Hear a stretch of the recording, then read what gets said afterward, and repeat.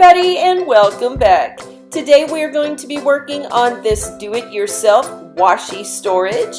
If you want to see how you can store over 300 washi for less than $15, just stay tuned.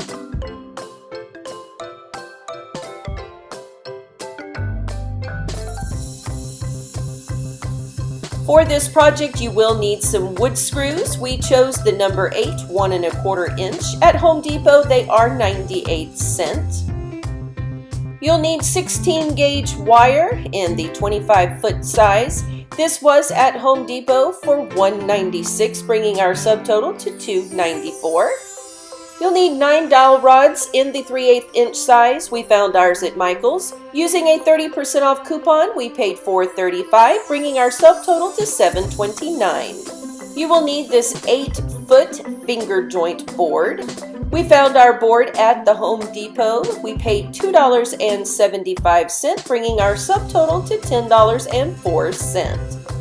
You will need a drill and a 3/8 inch drill bit, a hammer and a center punch, wire cutters, needle nose pliers, a screwdriver, and a measuring tape. To begin our project, we did take our 8-foot board and cut it into 4 sections. 2 of our sections measure 3 feet each, and 2 of our sections measure 1 foot each. In preparation to drill our holes, we do need to mark how deep we want our drill bit to go. Using a Sharpie marker, we're going to draw a line around the bit, giving us a guide where to stop the drilling. Slide your 2 3-foot boards together and begin marking where your holes will be. The first hole needs to be 1 inch from the top, and then we are going to mark 7 more lines 3 inches apart.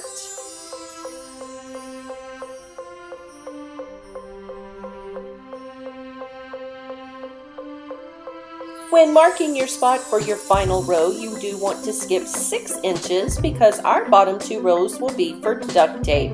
That should leave you about 7 inches from the bottom. Using any kind of measuring tool that you would like, make sure that your spots are exactly centered of your 3-foot boards. Before beginning to drill, we do need to start our holes with a center punch and a hammer. Lightly give it a tap to start your hole so your board will not split during the drilling. And now it is time to go ahead and drill out those holes all the way down your 2 3-foot boards. Once your holes are drilled, flip your 3-foot board over face down. Take your 1-foot section and make sure that you have it centered with the 3-foot board and flush at the bottom. Flip it back over, making sure that the holes are facing you. And now you can begin drilling your pilot holes where your screws will be. You will need 2 of those wood screws per foot.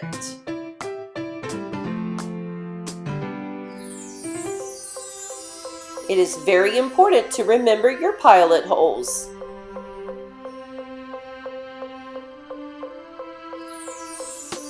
And this is what both legs should now look like. Now it's time to go ahead and insert those dowel rods.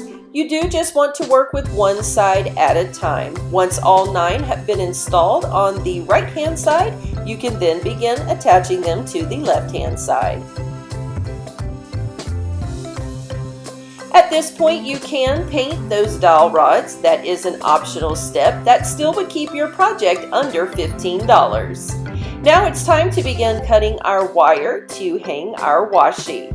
You want to take your 25-foot wire roll and cut 3-inch strips for all the washi that you have.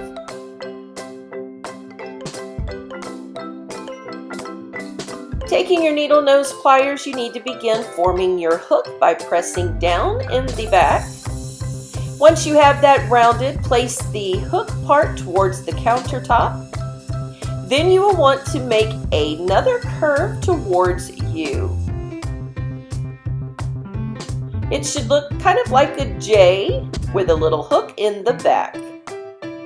That should fit your washi just perfectly, and that 25-foot roll will yield you 100 hooks at 3 inches each. If you want to incorporate some duct tape into your rack, you will need strips that are 4.5 inches in length. We're going to bend them just the exact same way. Depending on how many of each size you cut will depend on how many you can get out of that 25-foot roll. And now it is time to go ahead and fill up our rack.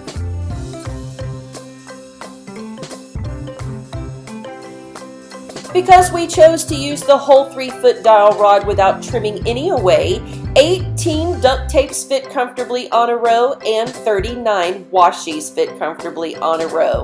That means if you were to use all 9 dowel rods for washies only, you would be able to store over 300 rolls. We have decided to split our rack between washi and duct tape. That is why the 2 bottom rows are 6 inches apart instead of just the 3. If you prefer to have a rack that is not quite so large, feel free to cut down all of the measurements and customize this rack to fit your needs. I want to thank you all so much for watching. We'll see you in the next video.